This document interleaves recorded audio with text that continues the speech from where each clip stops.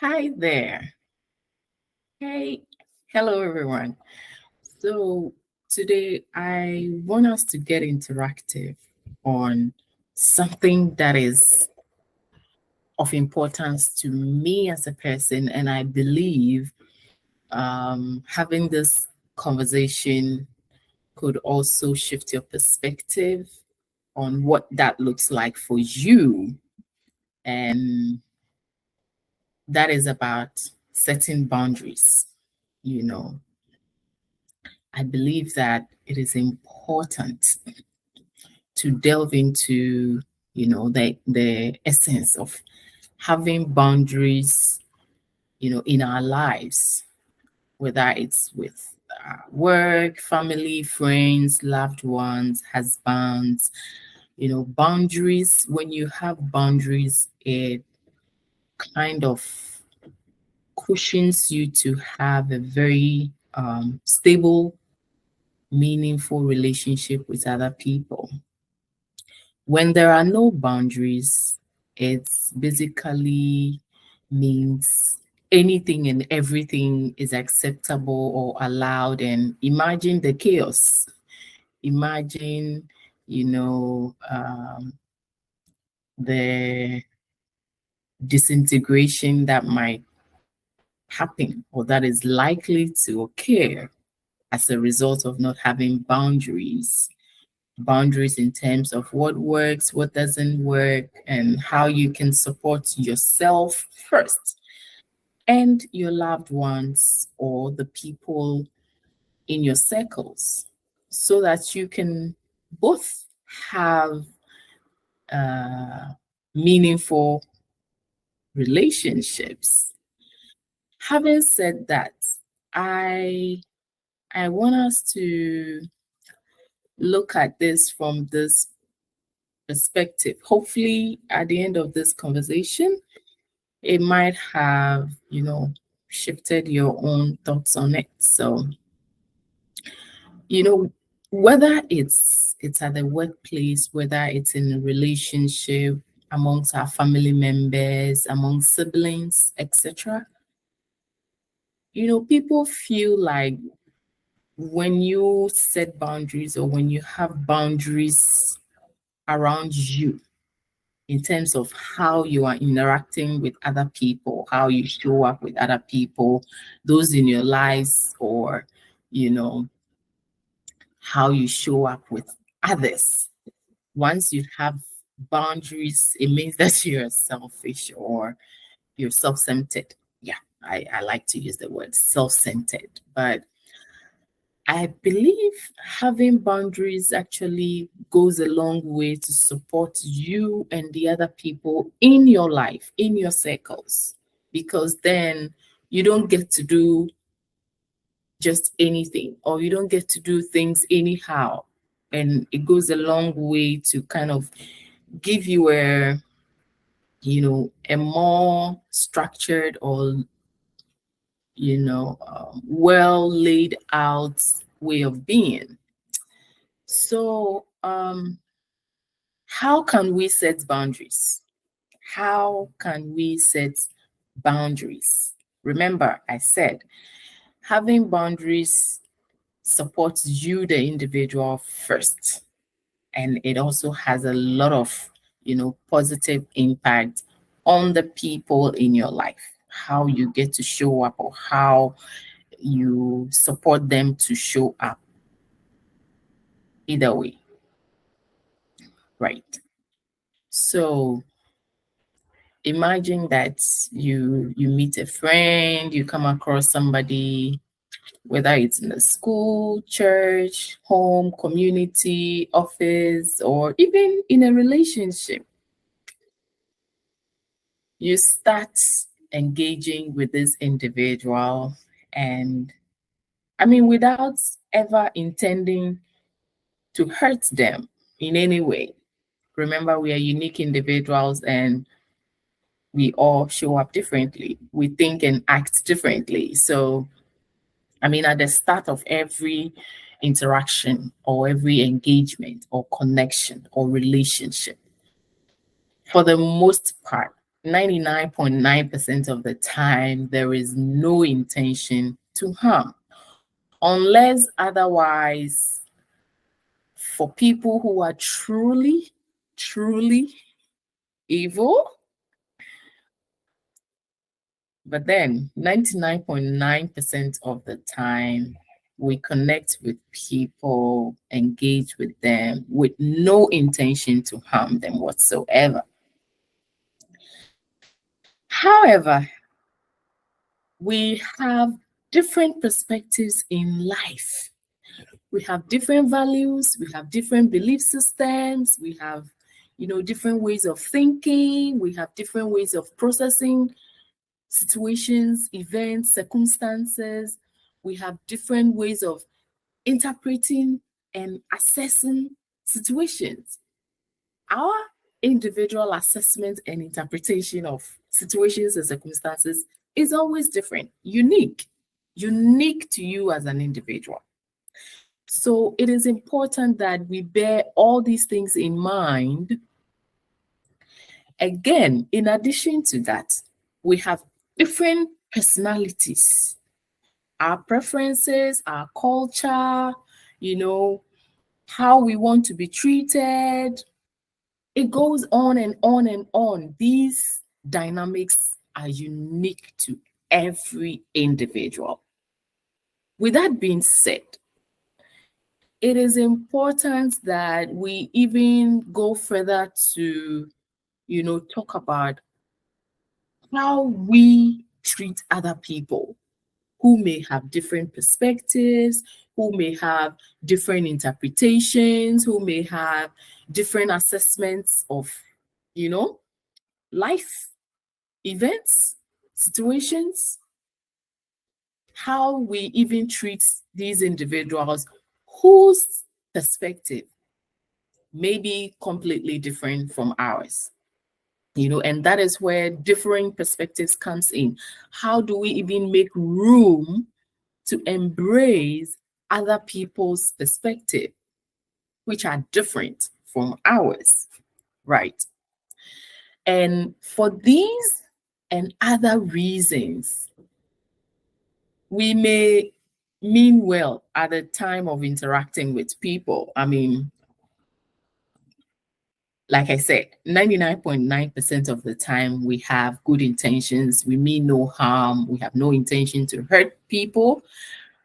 But we end up doing one thing or another that might come up as an offense to people. It could be our family, friends, loved ones, colleagues at work, etc.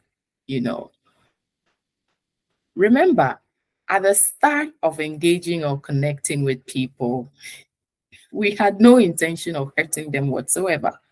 Yet, due to the differing perspectives we may have in life, which is more so influenced by our own values, culture, personalities, belief system, our interpretation and assessment, and all of that, we might end up doing something that to us might seem okay, but turns out to be an offense to other people.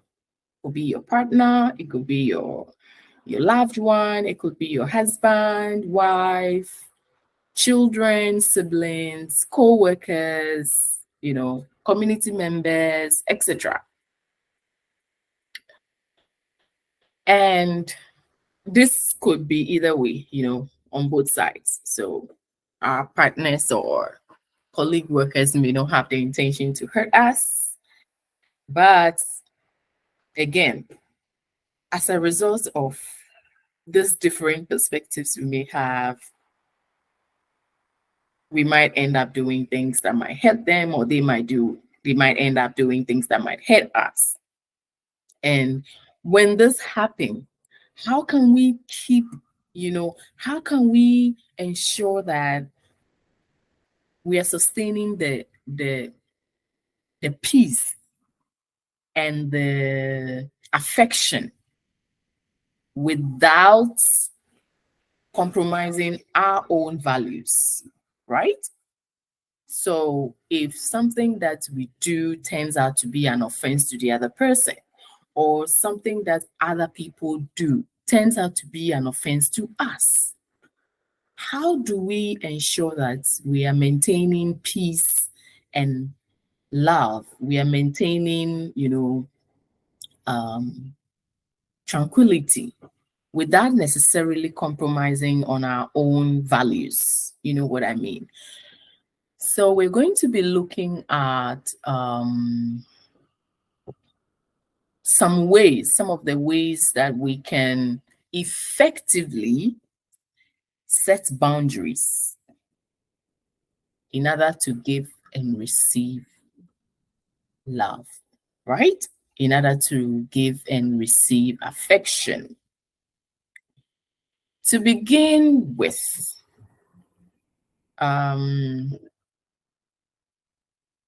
boundaries are, it's like a license that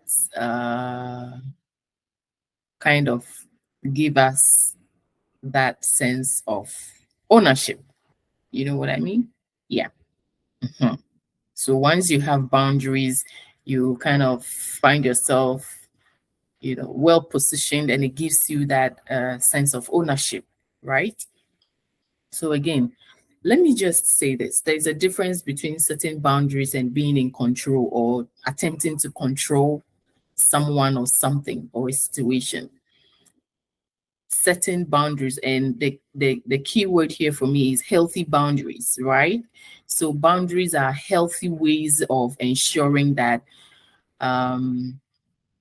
we treat people the way that they want to be treated, and we in turn are treated the way that we value or cherish. So boundaries just helps us to ensure that people are treating us well, and we, on the other hand, are also treating other people the way that we want to be treated. So again, so let's dive right into how we can ensure that we are able to set healthy boundaries in order to give and receive love without compromising on our own values, right? Again, boundaries are not about controlling other people. It is about how we can control ourselves as individuals. How do I ensure that I'm not going over my, outside of my own values? How do I ensure that I am not allowing something that is a stressor, into my life? How do I ensure that I'm not inviting, things that do not work for me? How do I ensure that people show up in my life when I want them to? It's like you're just ensuring that you're controlling yourself. You're kind of setting a healthy, guideline for yourself in terms of engaging with other people, right? When we set boundaries, we learn about actions that we can take based on how much, power we have on the things that are important to us. And it is also based on who we feel we have this power over with. That is us, right? I'm going to take that again. In setting boundaries, we get to learn that the actions we take are based on what we have power over and who we have that power over, which is us. So we have power over ourselves, And the things that we have power over are the things that are related to us, the things that are related to us, or the things that are in relation with us. So again,